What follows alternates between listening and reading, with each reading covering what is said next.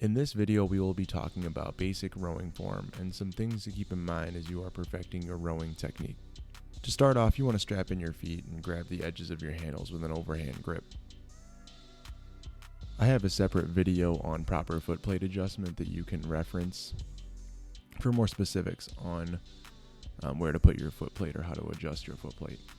The position you see here is the initial phase of rowing, and that is the catch position. There are two angles I want to note here, and that is at the shin and back. You will typically hear that you want a straight vertical line at the shin to the floor and an 11 o'clock or 1 o'clock angle from the hips through the back, depending on how you're looking at yourself.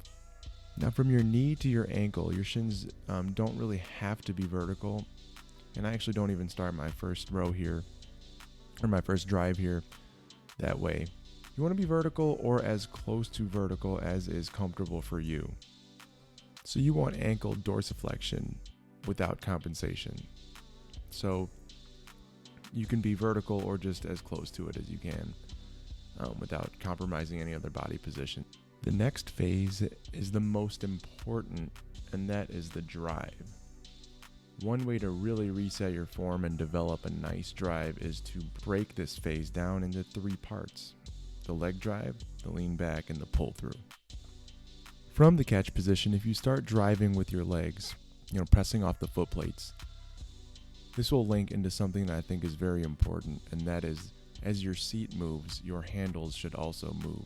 So with every inch that your seat moves, your handle should also move that same amount. Now you can see as I'm pressing my legs that I'm linked. You want force generated from your legs to transfer through your upper body to drive power through your water rower. Now the second part of your drive is the lean back. Keeping the arms fully extended, you can lean back, and this is really just a hip hinge, again from 1 o'clock to 11 o'clock or vice versa. And the third part of your drive, as you finish your stroke, is the pull through. Now as you're pulling through with your arms, you do want to pull right underneath your chest, and you do want to keep your shoulders relaxed as you're doing your pull. Rowing with your arms is all about that elbow drive back. The last phase of your rowing is the recovery phase, and that recovery happens as you return back to the catch after your drive. One thing I like to note with the recovery phase is that you should relax.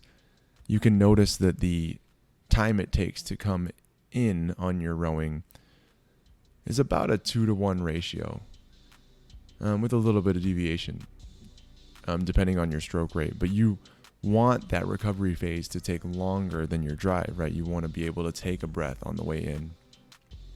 Notice my handles, very relaxed. You can let those drop a little bit, loosen out your grip as you're coming forward.